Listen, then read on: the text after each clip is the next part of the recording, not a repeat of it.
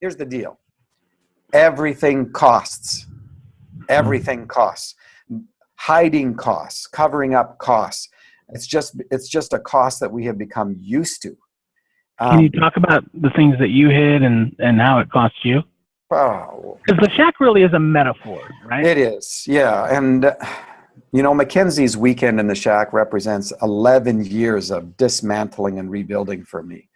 But those 11 years were preceded by 38 years of feeling like a piece of crap, believing I was nothing, and hiding all my secrets and addictions.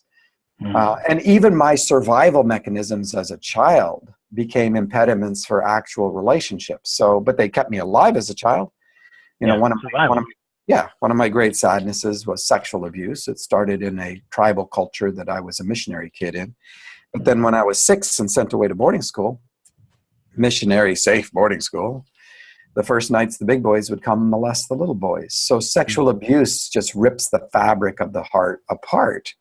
And you develop survival safety skills. You develop hypervigilance. You can keep track of everything and know where all your exits are. You know how to turn a conversation back on someone so they don't penetrate through your little facade performance down into your ocean of shame. And when that comes up, then you either fight or flight. And so the very things that kept me alive as a child, those survival skills, became impediments for relationship. And yet, I don't ever see in my history, retrospectively, that God came and yanked them out of my hands, came and said, these are hurting you, so I'm just ripping them out. God never ripped even my survival mechanisms that kept me alive as a child out of my hands. God would work inside the lies and recorrecting my viewpoints and allowing people to begin to penetrate into that space so that I got to the point where I was actually willing to open my hand and, scary as all get out, take that skill from my hands, but only when I was ready. So we're talking process here. As much as we'd love extreme soul makeover, send me to Disney World and fix me by the time I get back, or give me a red or blue pill, It's just not how this works. We are too incredibly crafted for easy fixes. What helped you be ready? Failure, suffering, it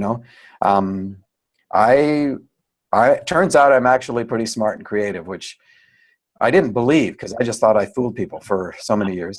I saw it in the shack. Yeah. And, but that smartness and creativity empowered my ability to hide too. And, probably pushed the process off quite a significant bit. The big cataclysmic confrontation came at 38. Kim and I had been married for some time. We had our 6th baby, and I get a 1-sentence phone call that dismantles everything that I thought I had covered up successfully. Because she didn't know about my addictions, didn't know about my history, didn't know what I had drug into the marriage. And, I read the book, so I knew how love was supposed to look like. It just wasn't authentic because I was too broken. But I'm smart enough and I wanted to love right. It's not like I was trying to deceive anybody. But the only way I knew how to try to love right was to perform the actions of it. And it didn't come from a coherent inside, not any integrated sense of my personhood. I had a very low view of myself. And so everything was about learning how to cover that up. And then this 1-sentence phone call was, I'm waiting for you at your office, and I know. And what she had discovered was that I was in a 3-month affair with one of her best friends. And that I had to choose in that moment to either try to find a way to change, face her, try to find a way to change, or kill myself, because I wasn't willing to hurt anybody like this again, ever, and or to take that chance. And that, I still don't know how I made it across town. I drive in. Kim's a very, very powerful person, like your wife, actually, and she took me apart, took the office apart, took me apart, and after the first 4 hours or so, I say, if we're going to do this, I have to tell you every secret I have, and because secrets have been killing me my whole life. And naively, she said, bring it on. And it took me the next 4 days, and it destroyed her. And she wanted to know everything about everything. And I told her everything. And she said, I'll never believe another word that comes out of your mouth the rest of your life. And I thought, all right, so how do I let go of control?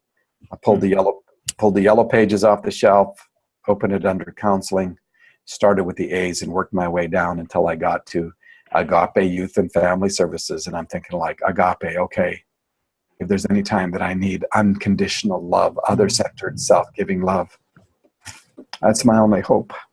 So call up total strangers, walk in, ask the question for the first time in my life, can you help me? And Scott Mitchell, who becomes my therapist and my friend, says that day, yep, but it's going to take 1.5 years. And I say, I'm in. He says, yeah, everybody who sits where you are. They always say that, but after a couple months, you'll feel better about yourself and more self-assured, and you'll bail out right before the really hard stuff. And I said, I don't trust myself anymore. I don't think I'm smarter than anybody. And I don't know when I'm done. So I'm not leaving until you tell me I'm done. And we started working. 9 months later, he said, you're done. You're done with everything that I can bring to this. And I went, it's only been 9 months. He goes, Paul, you have no idea. We have never seen anybody work this hard and stick with it. And the reason is because it was life or death. And it took Kim and I 11 years to heal. And 11 years for me to deconstruct what I thought was true about myself, about God, and rebuild it from the inside out. So when people have issues with the controversy of the book, it's kind of like I'm the man born blind in John. There's a guy who was born. There's a incredible story. It takes a whole chapter in John, which means it's the centerpiece of the book, and it's about the man born blind. He's sitting along the side of the road, and Jesus comes by, and Jesus is in a theological conversation with his disciples about who sinned. Did this guy sin, or did his parents sin? Right.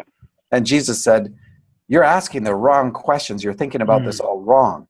He is here today, right in front of us, so that the glory of God, which is the essential nature of a person, place, or thing, can be exposed. And this guy's just sitting there, right? He doesn't have any education. He's an outcast because he doesn't have any eyes. And by the context of the story, he's not just blind. He has nothing in his eye sockets. There's just nothing there. Okay. And so Jesus, all he hears is this guy, he doesn't know who he is, spit in the ground, and then a few seconds later, slap right into his eye sockets, mud. And this man says, I want you to go down to the water, to the spring called Scent. I want to send you to Scent and wash it off. Great. I've become a theological conversation piece. And then they all leave, right? So however he does it, he finds his way. And when he washes his eyes, he can see. And he goes back to his family and starts this huge controversy. And Jesus is nowhere around. I mean, there's no four spiritual laws. He's not asking him to say the sinner's prayer. I mean, talk about a bad evangelist, So, but Jesus is gone. And so all of a sudden, this uneducated outcast is now suddenly in the center of a controversy. And people are saying, is this really him? Because you can imagine it's one thing for just eyes that are glazed over, but he doesn't look eyeballs, And they're saying, this has never ever been heard of throughout the history of the human race, that this has been done, other than creation, right? And this is like a fully creative act. So it gets everybody engaged, and the preachers and the scholars, they come in and they're going like, so tell us what happened. And you can just, if you read it, he's going like, this is what I told you. It's like, I'm going to write it on my back. Just read the story, A man came up, he slapped stuff in my eyes and all this stuff, and I can see. And they're going like, who is this man? He goes, I don't know. And they're going like, do you think he's a prophet?